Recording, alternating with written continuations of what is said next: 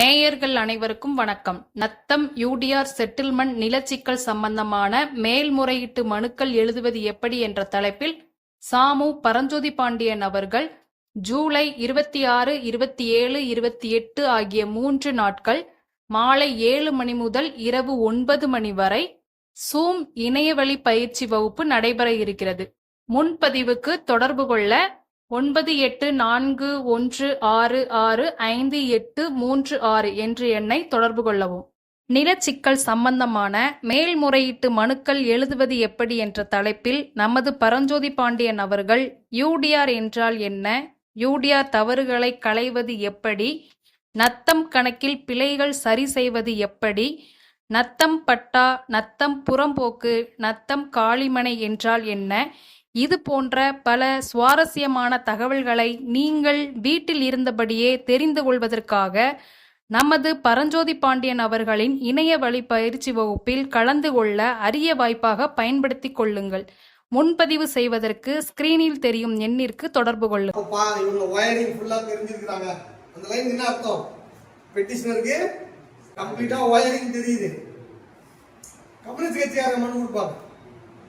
இந்த கோரிக்கை நடைபெறாவிட்டால் 100 பேரை திரட்டி ஆர்ப்பாட்டம் நடத்துவோம் அப்படி ஒரு லைன் முடியும்.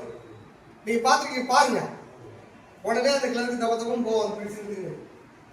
சார் கீழே லைன் போராட்டம் நடத்துவோம்னு சொன்னாங்க சார். ஒழுங்குத்துறைக்கு போவோம் சார். உங்களுக்கு புரிஞ்சுக்கல, மக்களை திரட்டி உண்ணாவிரதம் இருப்போம், மக்களை திரட்டி அறப்போராட்டம் செய்வோம். கரெக்டுங்களா சொல்ல இது பண்ணுவோம்.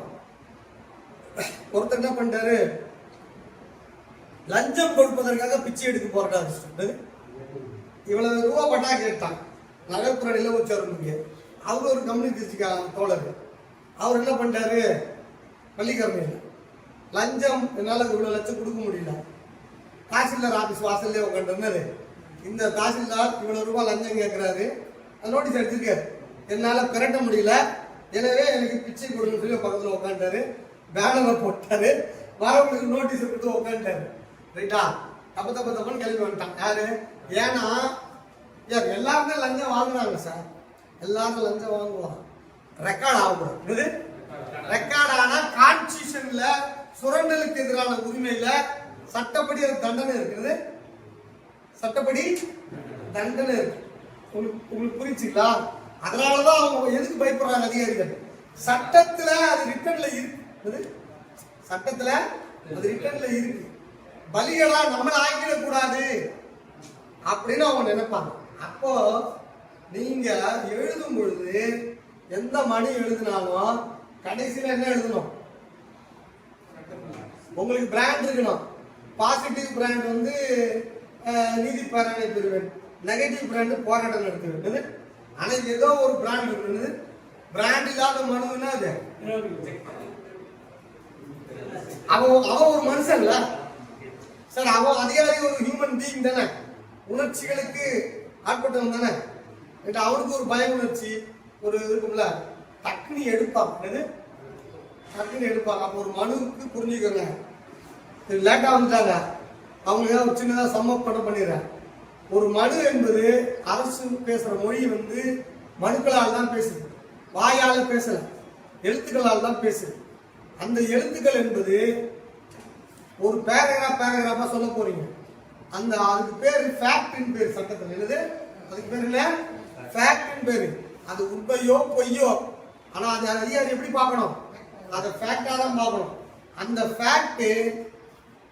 ஃபேக்ட் சாட்சிய சட்டப்படி நிரூபிக்கப்பட்டா அது பேரு ஃபேக்ட். ஃபேக்ட் என்னது? நிரூபிக்கப்பட்டா ஃபேக்ட். நீங்க சொல்ற பேராகிராஃப், இந்த நான் கிரையம் பெற்றேன் அப்படின்னு சொன்னா, கிரையம் பெற்றதுக்கான ஆவணத்தை இணைச்சிருந்தீங்கன்னா அது நிரூபிக்கப்பட்டு விட்டதுன்னு ரைட்டுங்களா? இது ஏன் சொத்து. பட்டா பெற்றேன், பட்டாவை இணைச்சிட்டீங்கன்னா பட்டா பெற்ற நிரூபிக்கப்பட்டு விட்டதுன்னு அர்த்தம்.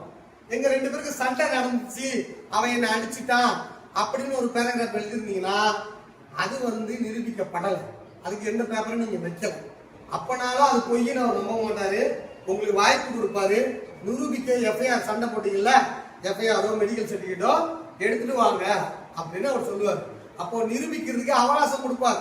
அப்போ அதுக்கு டு பி ப்ரூவ்டுன்னு அந்த பேராகிராஃப் போடுவார்.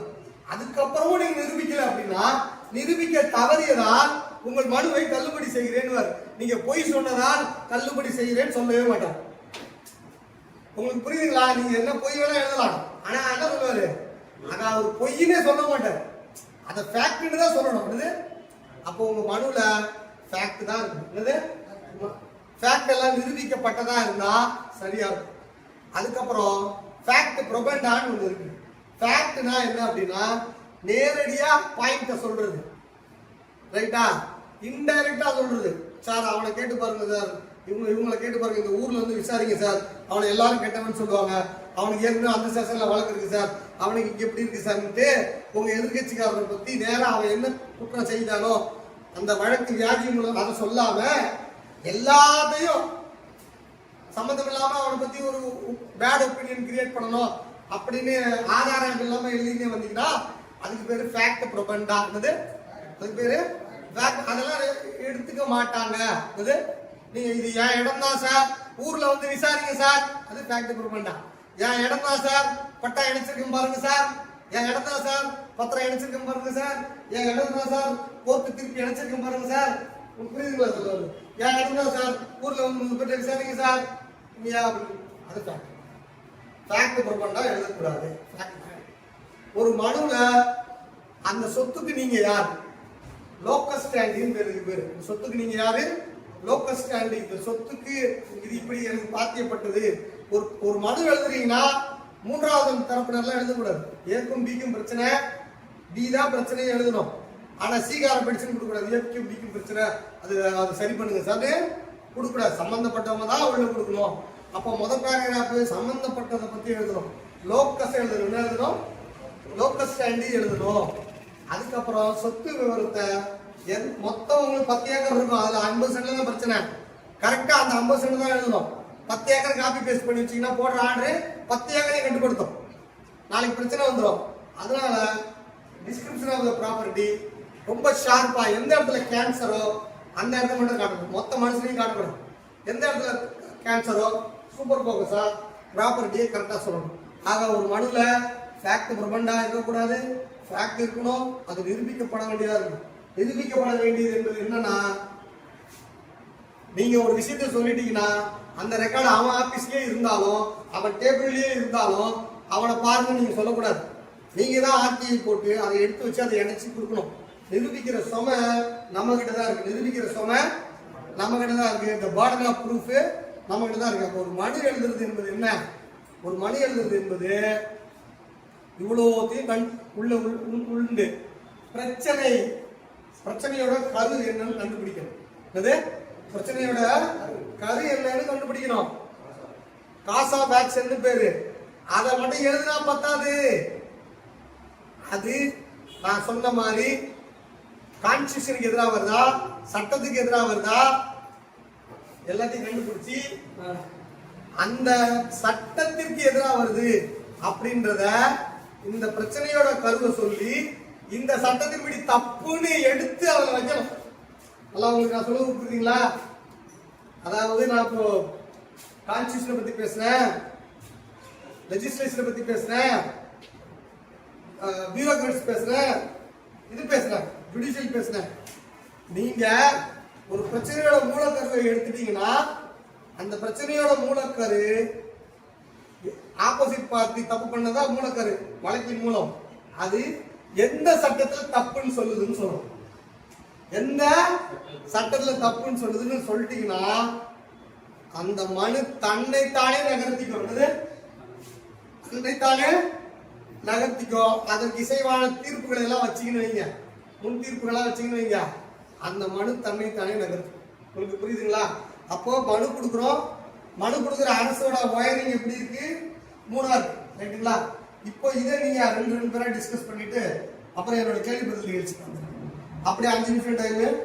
இந்த ரெண்டாவது கான்ஸ்டிடியூஷனை பத்தி பேசுறது ரொம்ப முக்கியமான டாபிக். கான்ஸ்டிடியூஷன் லெஜிஸ்லேஷன் முக்கியமான டாபிக். சாமானியர்களுக்கு தெரிஞ்சுக்கிறது இது ஹை காஸ்ட்லி நாலேஜ். இது ரொம்ப காஸ்ட்லி நாலேஜ். அதிக விலைக்கு விற்கப்பட்டு கொண்டிருக்கிற பாடத்திட்டம் எது இது சாமானியர்களுக்கு போய் சேர்ந்து இதை கரெக்டா டிஸ்கஸ் பண்ணுங்க, புரிஞ்சுக்கங்க. Discuss start